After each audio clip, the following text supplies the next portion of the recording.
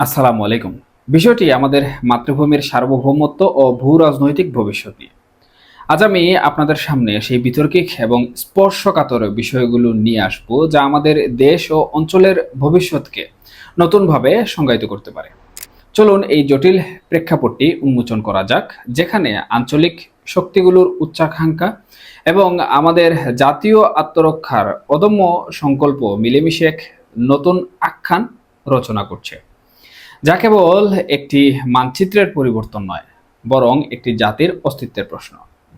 সাম্প্রতিক সময়ে আন্তর্জাতিক গণমাধ্যম এবং দেশীয় কিছু গণমাধ্যমে ব্যাপক অস্থিরতা, কিছু চাপা গুঞ্জন আর কিছু অপ্রকাশিত তথ্যের সূত্র ধরে আমাদের সামনে যে চিত্র ফুটে উঠেছে তা কেবল উদ্বেগজনক নয়, রীতিমতো বিস্ফোরক।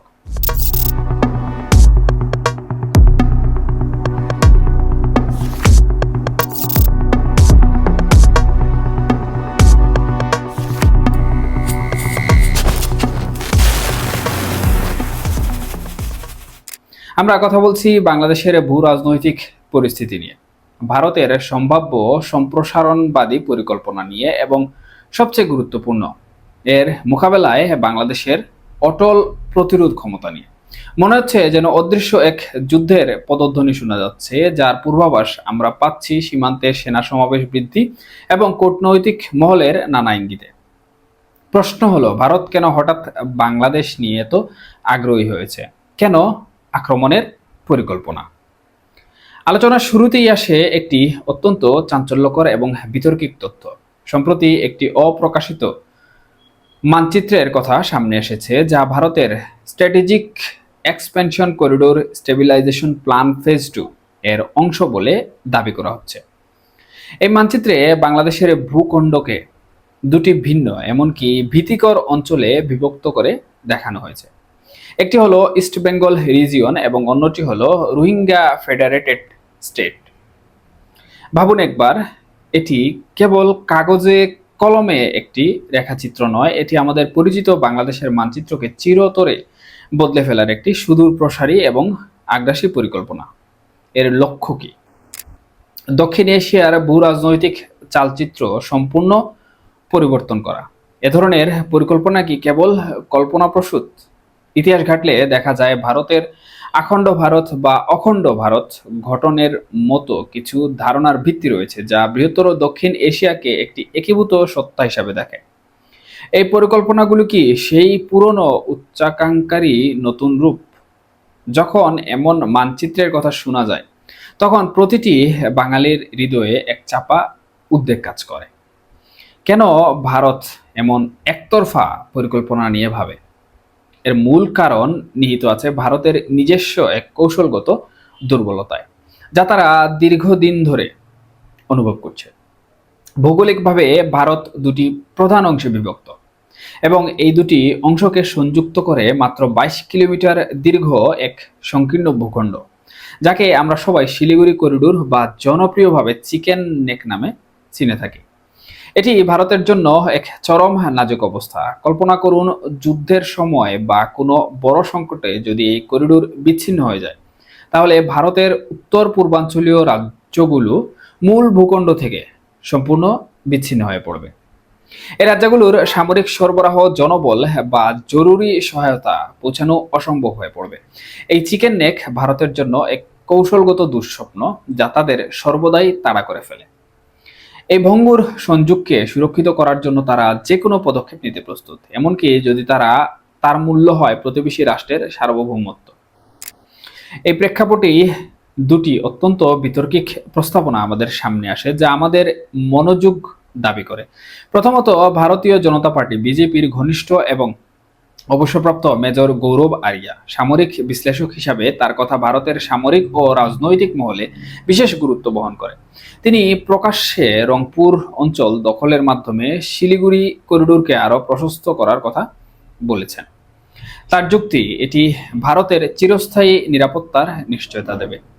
এটি কি কেবল তার ব্যক্তিগত মতামত, নাকি ভারতীয় সামরিক ও রাজনৈতিক মহলের গভীরে থাকা কোনো গোপন ইচ্ছার প্রতিফলন?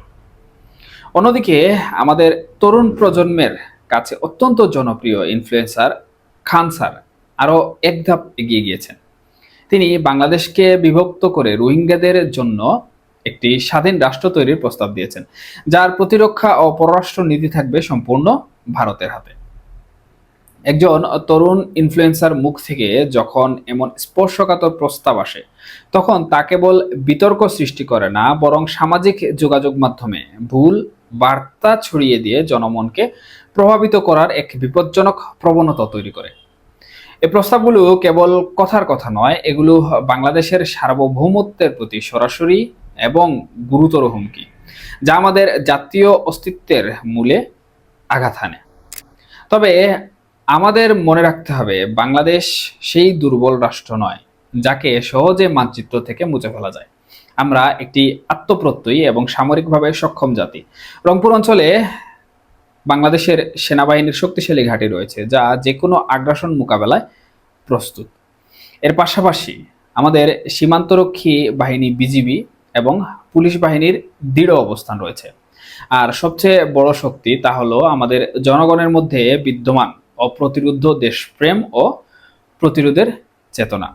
এই বিষয়ে বাংলাদেশের অবস্থান কি, বা বাংলাদেশ এর মোকাবেলা করতে কি করতে পারে, বিশেষ করে বহিঃশত্রুর আক্রমণ ঠেকাতে? বাংলাদেশের সামরিক সক্ষমতা আধুনিকায়ন করা হয়েছে এবং বাংলাদেশের প্রতিটি নাগরিকের মনে রয়েছে দেশপ্রেমের এক অনির্বাণ শিখা, যা যে কোনো আগ্রাসনের বিরুদ্ধে শেষ রক্তবিন্দু পর্যন্ত লড়াই করার অঙ্গীকার বহন করে। বাংলাদেশে সামরিক হুমকির মুখে কখনোই মাথা নত করে না, বরং ঐক্যবদ্ধভাবে প্রতিরোধ গড়ে তোলে। আমরা প্রমাণ করেছি আমরা শুধু মানচিত্রের একটি দেশ নই, আমরা একটি লড়াকু জাতি। বাংলাদেশের শক্তি কেবল অভ্যন্তরীণ নয়, বাংলাদেশের রয়েছে আন্তর্জাতিক অঙ্গনেও শক্তিশালী এবং বহুমুখী সমর্থন। চীন ও তুরস্কের মতো দেশগুলো বাংলাদেশের গুরুত্বপূর্ণ কূটনৈতিক জোটের অংশ। চীনের সঙ্গে বাংলাদেশের কৌশলগত সম্পর্ক গভীর। রাশিয়ার সঙ্গে বাংলাদেশের রয়েছে প্রতিরক্ষা চুক্তি, যার মাধ্যমে বাংলাদেশ সামরিক সরঞ্জাম সংগ্রহ করছে এবং সামরিক প্রশিক্ষণ বিনিময় করছে। এমনকি মালয়েশিয়ার সঙ্গেও বাংলাদেশের প্রশিক্ষণ ও প্রযুক্তি হস্তান্তরের সমঝোতা রয়েছে।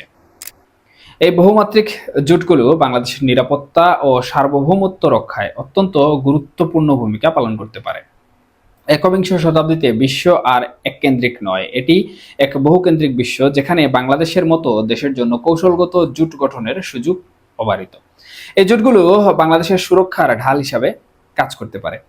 চীনের belt and road initiative BRI এর আওতায় বাংলাদেশের গুরুত্বপূর্ণ অবকাঠামোর এবং প্রকল্পগুলোকে $1 বিলিয়ন বেশি বিনিয়োগ করা হয়েছে। পদ্মা সেতু, চট্টগ্রাম বন্দর, পায়রা সমুদ্র বন্দর এবং কর্ণফুলী টানেলের মতো মেগা প্রকল্পগুলো কেবল অর্থনৈতিক নয়, চীনের কৌশলগত অগ্রাধিকারের অংশ। এই বিশাল বিনিয়োগের নিরাপত্তা নিশ্চিত করা চীনের জন্য অত্যন্ত গুরুত্বপূর্ণ। চীনের এই বিনিয়োগ কেবল অর্থনৈতিক সহযোগিতা নয়, এটি আঞ্চলিক স্থিতিশীলতা নিশ্চিত করার এক বড় উপাদান। ফলস্বরূপ বাংলাদেশের স্থিতিশীলতা ও নিরাপত্তা চীনের নিজস্ব ভূ রাজনৈতিক স্বার্থের সঙ্গে গভীরভাবে জড়িত। কোনো ধরনের আঞ্চলিক অস্থিরতা বা আগ্রাসন চীনের এই সুবিশাল বিনিয়োগকে হুমকির মুখে ফেলবে, যা বাংলাদেশকে চীনের পক্ষ থেকে একটি শক্তিশালী আন্তর্জাতিক সমর্থন হিসাবে কাজ করার সুযোগ করে দেয়। আমেরিকার ইন্দো প্যাসিফিক স্ট্র্যাটেজি বাংলাদেশের একটি অত্যন্ত গুরুত্বপূর্ণ কৌশলগত অবস্থান। আমেরিকা যদিও মানবাধিকার ইস্যুতে বাংলাদেশের উপর চাপ সৃষ্টি করে থাকে, তবুও ভারতের আগ্রাসনের বিপক্ষে তারা অবস্থান নিতে বাধ্য হবে। কেন? কারণ এ ধরনের আগ্রাসন কেবল আন্তর্জাতিক আইন লঙ্ঘনের একটি সুস্পষ্ট নজির স্থাপন করে না, এটি পুরো অঞ্চলে একটি বড় ধরনের অস্থিতিশীলতা তৈরি করবে। আমেরিকা কখনোই এমন আঞ্চলিক অস্থিতিশীলতা চায় না যা তাদের নিজস্ব কৌশলগত স্বার্থকে হুমকির মুখে ফেলে বা অন্য প্রতিদ্বন্দ্বী শক্তিকে সুবিধা পাইয়ে দেয়। আন্তর্জাতিক আইনের প্রতি শ্রদ্ধাশীল থাকা এবং আঞ্চলিক ভারসাম্য বজায় রাখা আমেরিকার জন্য অপরিহার্য, এবং এটি বাংলাদেশের সার্বভৌমত্বের পক্ষে একটি গুরুত্বপূর্ণ রক্ষাকবচ হিসাবে কাজ করতে পারে।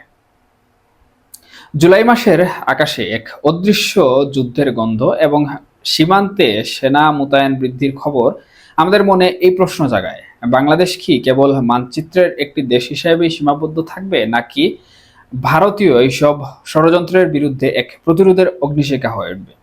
ইতিহাস আমাদের জনগণের অদম্য দৃঢ়তা এবং আন্তর্জাতিক অঙ্গনে আমাদের ক্রমবর্ধমান অবস্থান সবকিছুই ইঙ্গিত দেয় যে বাংলাদেশ তার সার্বভৌমত্ব রক্ষায় দৃঢ় প্রতিজ্ঞ এবং যে কোনো মূল্যে তা রক্ষা করতে প্রস্তুত। আমাদের সকলের সচেতনতা, জাতীয় ঐক্য এবং অটল সংকল্পই আমাদের প্রিয় মাতৃভূমির স্বাধীনতা ও সার্বভৌমত্ব রক্ষায় অপরিহার্য। আসুন আমরা সবাই মিলে আমাদের দেশকে সুরক্ষিত রাখি এবং যে কোনো চ্যালেঞ্জ মোকাবেলায় ঐক্যবদ্ধ থাকি। সবাই ভালো থাকুন, নিরাপদে থাকুন। আল্লাহ হাফিজ।